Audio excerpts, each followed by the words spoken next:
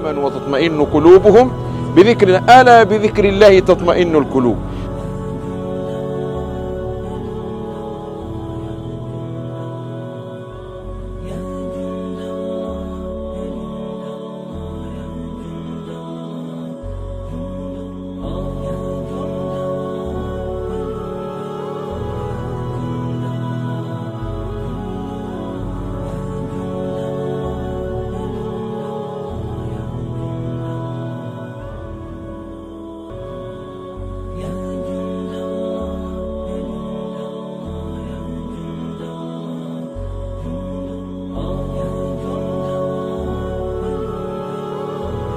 المكان اللي احنا فيه ده فيه شهداء أحد، فاحنا بنعمل ايه الأول؟ بنسلم عليهم السلام الطبيعي. فأقول ورايا كده: السلام عليكم دار قوم مؤمنين أنتم السابقون وإن شاء الله بكم لاحقون، اللهم احشرنا معهم في جنات النعيم، اللهم آمين. نبدأ نسلم، وكل واحد نفسه في أي دعوة يدعيها، ونبدأ نقول كلمة صغيرة بعد الدعوة على طول.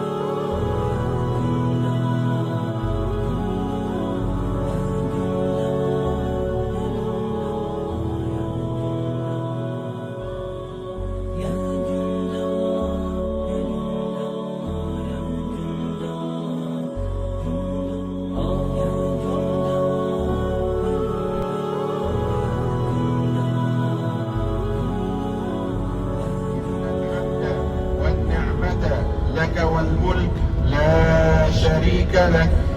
طبعا سؤال كده بسيط ومهم كده، في ناس بتسأل تقول لك: يا مولانا لبيك اللهم لبيك، يعني ايه لبيك اللهم لبيك؟ يعني أجيبك يا رب.